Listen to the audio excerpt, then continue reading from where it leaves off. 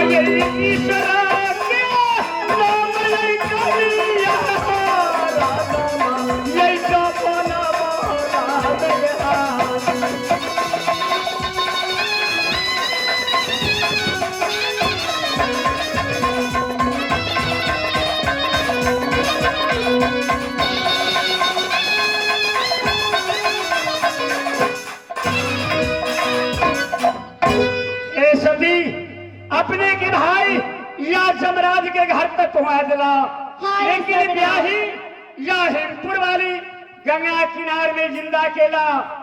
फिर आवाज लगा ले स्वामीनाथ या दोनों बहन की या डोरी फना का अपना महल में या ले बेटा करब अपने की जंगी जेल में फिर या डर भरा ले अपने के भाई के मालूम हो फिर जमराज पुंगा देता।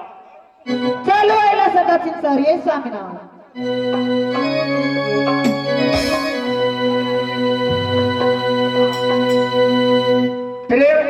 आदरणीय महान भाव जाई में आई दानी बस्ती या श्रीपुर में हम सब प्रथम या विजय जी के पार्टी में हम सब अली कारण हम सब या कोई देवता नहीं छी अपने के खुश करबे। हम सब अपने के जे भी शक्ति लगा कर पहला बेरी ऐ माँ बहन दर्शक के सामने ऐ पावन भूमि में हम सब या काज के लिए हमारा सबके क्षमा दे कारण ई लोहा के पाइप नहीं या हम सब बराबर खटनिए में छी। फिर हमारा सबके अहिया सब या तरही जाए के लगातार प्रोग्राम में अपने सब क्षमा दिया।